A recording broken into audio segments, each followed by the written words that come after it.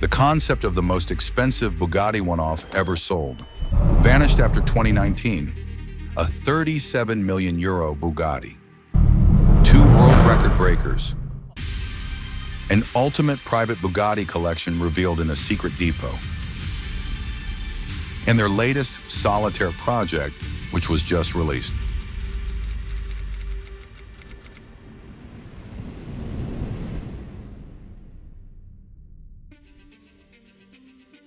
Hello, good evening. This one's for you. Thank you very much. Thanks. Excuse me, Mr. Korbach? I do have a message for you. Yes. All right. Thank you. You're welcome. Thanks.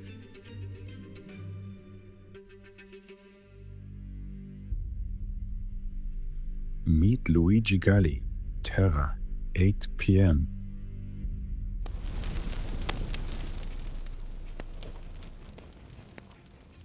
So, I have this theory that car never left the factory and never arrived at that train, but it's still somewhere in Molsheimer. So, Yeah, there might be something went wrong with this train. There's no proof that the car really arrived.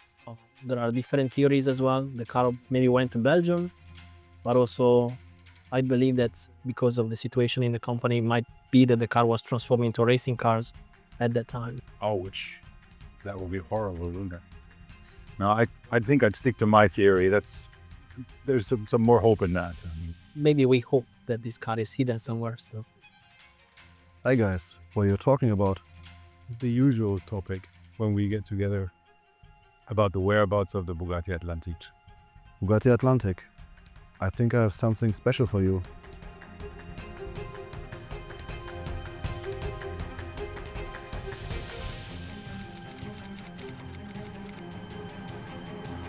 You ready? No, not at all, but let's go.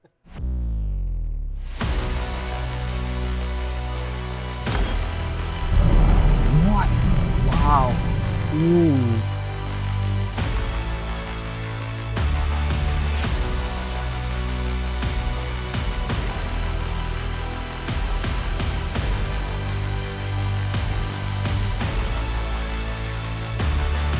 Wow. What? Wow. So I think the last time I saw this was in Geneva 19? 2019, yeah, exactly. When we unveiled this car to the public. And It's gotten only more beautiful. yeah, Okay, but let's park that for a second.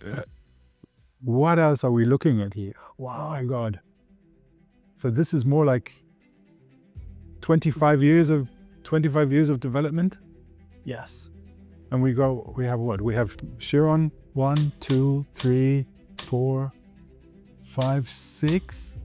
Then we have 1, 2, 3, 4 Veyrons. The world record Veyron. The very first prototype. The Diablo platform with the W16. So that's Very where they had good. the engine in for the first time, yes, grass. And then way back there, that's the Galli even. Oh my God, we have to take a closer look there. And then the EUR 218 is the four doors from 1998. Wow. And this I've never seen. Beautiful. Galvanized Veyron is a real piece of art. So, I mean, this car, we can definitely do a full episode on this car. There's so much to talk about. But to get started, La Voiture Noire, the name itself is pretty suitable, right? Yeah, it's very suitable, and it's a direct reference to the legend of the Type 57 SC Atlantique, because is the car that has disappeared, unfortunately, the personal car of Jean Bugatti that disappeared during the Second World War, and we don't know what it is. We have to find it. We definitely have to find it. That's a very important goal to achieve. Yes, and we create this unique car for a special customer, which takes all the elements and all the details that we could bring into a modern platform, a modern vehicles that take a reference to the classic cars from the 30s. So we had the central line, which is one of our design elements. Yeah. The signature light on the side, which it's part of the Jean Bugatti design elements DNA. And then of course the big horseshoe in the front. And there are little touches all around the cars that takes a reference into the Voiture Noire from the 30s. And standing here, the proportions are unbelievable. I mean, it's just so long, beautiful, elegant. That's also to demonstrate actually, because the Atlantic was a front engine car. Yeah. So it actually gives the proportions, give you that feeling that it could be almost like a 2+2 seater in Yes, exactly. in a front engine car. You mentioned the owner before. I know it's a secret. I don't know how well it's kept. Is it something we can talk a little bit more about that now, or you still? We just keep our mouth shut. That's too bad. And this is a true one-off. True one-off, yes, exactly. It's the first one of the new millennium, let's say. Let's say it's our first attempt into creating a very unique icon that also gave us the chance to follow up with the Solitaire Programme that was announced recently. Right. But this was the very first attempt on a completely different philosophy that was until 2019 into the company with the few offs and the core products. Well, I was expecting a lot, but I wasn't expecting this, to be honest. This is a real treat. And now if we continue on here, I mean, it doesn't get much worse. So we have a lot to talk about, to be honest. Cars that has never been seen that often, I would say. Yeah, I mean, these are hidden away. Yes. One thing we haven't mentioned yet, that you were lucky enough to actually drive, not this car, but a real car. A real car, yes. I really had the opportunity to drive it 2 years ago in St. Moritz when the owner gave me the keys and he says, just take a drive so you can really experience what is the feeling on driving this car. And really, it's a real Gran Turismo car. A pretty cool job, I'd say. Yes, it was not bad, and I have to admit that my legs were shaking quite a bit. I wonder how the legs of the driver who was driving this car were shaking. This is pretty special, right? This is actually where it all started. Yeah. So I think the first time the engine was tested. Yes, right? the first time that the engine went into a car, like this donor car, so they start from a Diablo where they adapt aerodynamics and technical parts to the Veyron project. And really you see this beast, the W16 squeezed into a Diablo platform. This is the first time where the W16 engine was fitted to a car. A car, yes. Yeah, maybe someone could ask why a Diablo. I mean, this was the I know why. platform. I can tell you why. Because it has a cool door mechanism. The direct link to the EB110, I would say.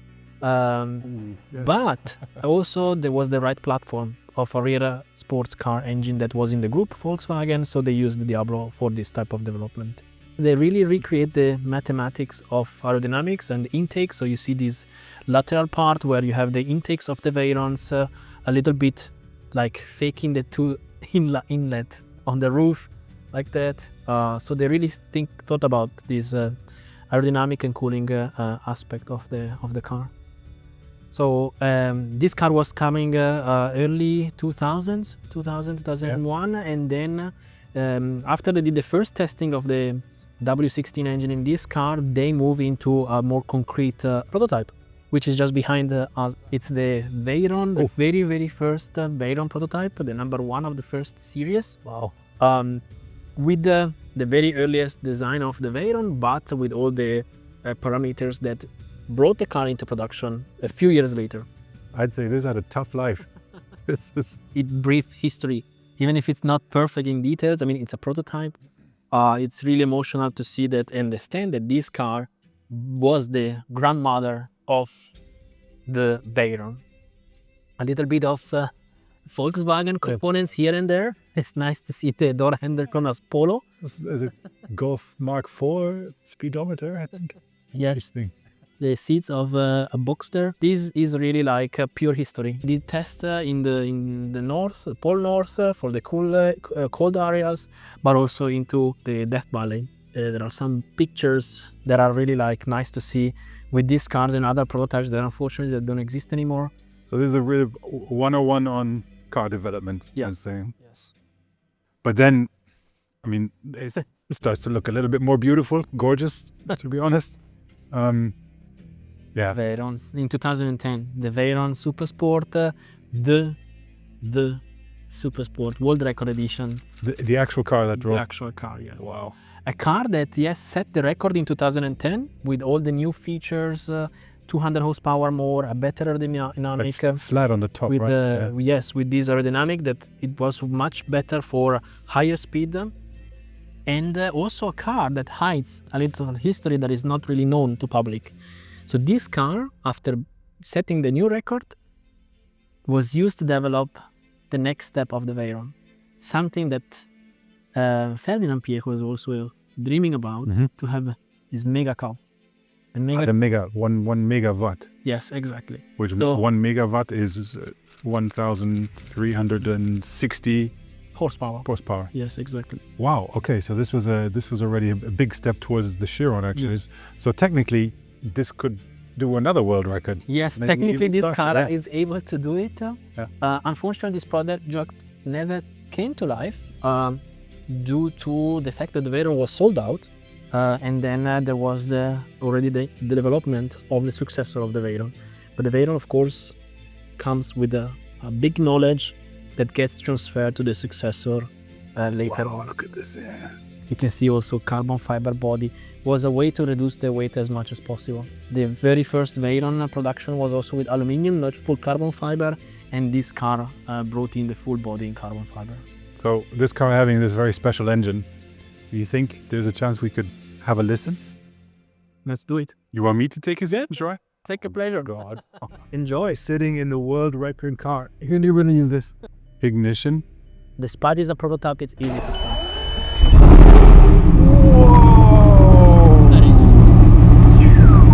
That's deep. Yeah. Wow, what a grove. Yes. Oh my lord. So there is something in common between this amazing loud car and the next car you're going to see, and it's all based on how you get out of the car. Okay. So just keep an eye on this. A wise man and a customer of yours told me once, the polite thing as a gentleman to do when a woman gets out of this car, you look the other way. Yes, and So- what I will do. Yeah. It's not the easiest. It's okay, but it's not the easiest. It's true. It's not easy, and usually if you consider the Veyron that was born in 2005, but the development, as we saw, was earlier, you are, let's say, 10, 15 years younger. Exactly. 15 years later, you are 15 years less young. Absolutely. And you find out solution or things that you have to change in the comfort. And this is what happened. So as you can see, this is a very early prototype of the Chiron, Yeah. which has the same door entry of a Veyron. As a Veyron, exactly. This is different. Yeah, I recognize this now, yes. Okay, you see the You see? difference here? The door is technically the same matrix, but then if you go there, we see a completely different concept. And this concept was a request which came into already the big phase of development, the madame, which she asked to implement a better way to get out of the car, to be much more comfortable. Because it was still the aim to also drive this car to the The opera. opera. This was Exactly. still exactly one of the philosophy. Getting in and out is, of course, a big, important part of driving up to the opera. Exactly. And I can see already the difference looking at that car right there and looking at this car here. And it concerns actually the previously mentioned signature line. It's Exactly. still solid here, but on the Chiron, on the production car later on, there's a cutout. Yeah. Yes. Which made it then easier to get It, in. it made it less bulky and much more thin, so it helped to have an easier way to get out of the car. It shows how much that family is actually was involved in Yeah. every little detail. Exactly. How important that is. Absolutely. And it helped to get something really perfect. Yeah. What is actually the most valuable car in here? Is not here. So in this room we have the most valuable car in the whole facility, and it's the Bugatti Royale. So one of the 6 produced, 6. Was only 6, right. and luckily one of the 6 existing today, Jeez, just look at the sheer size of this. That's unbelievable. with the iconic The elephant. elephant from The dancing elephant, yes. Bugatti. So was born a roadster, and then afterward was rebody into this coupe de ville coachwork, and since then it remains in this original shape. Only the paint has been So the passengers, they sat in the cabin. yes, The driver sat outside. Not in the rain, but not Yeah. in the warmth, really. not always. And Bulletproof, plus this. from that time. Huh? And of course, the driver gets the cheap leather. Yeah, and then more stational. more Cloth, special. velour. Yeah. I mean, the concept of this coach build was the carriage having a front, the horse, big long bonnet, 8 straight 12.3 liters engine. Assuming this one actually has the engine in the front. There's an engine in this, right? Yes. Can we take a look? Yes, let's have a look. Okay, cool. So just it's up and over, right? And yes, it looks more than 8 cylinder, but it's 8 cylinder engine straight, typical from that time. Iconic engine, not only used on the Royale, but also afterwards was used also for the Bugatti Royale, the train. But even here, how beautiful this is. I mean, there's so much detail, attention to detail. Yeah, this is what F.K.P Bugatti always bring into details. Having always his branding everywhere, even in hidden parts where you don't see it, was very important. That for him everything was looking precious and luxurious. I expected none of this today. Not from the first car that we saw, the beautiful Voiture Noire, to the prototypes. Even this is so gorgeous and rare. I mean, yeah, thanks so much for making this all happen. Absolutely pleasure. But there is one last thing that we have to discover for the day. Okay. It's a bit secret, but we can show you and put you in front of an Italian espresso. That sounds good. I love secrets.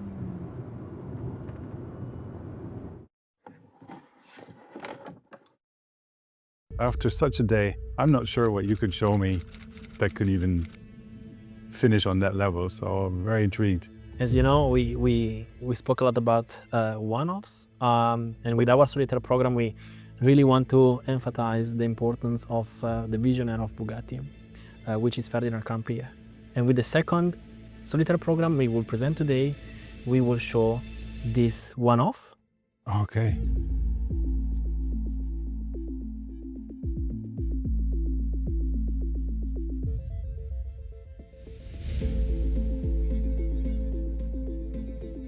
Definitely a lot of Veyron DNA there, but amazingly solid and intriguing, definitely. But it's, yeah, you can definitely see it's an homage to that car.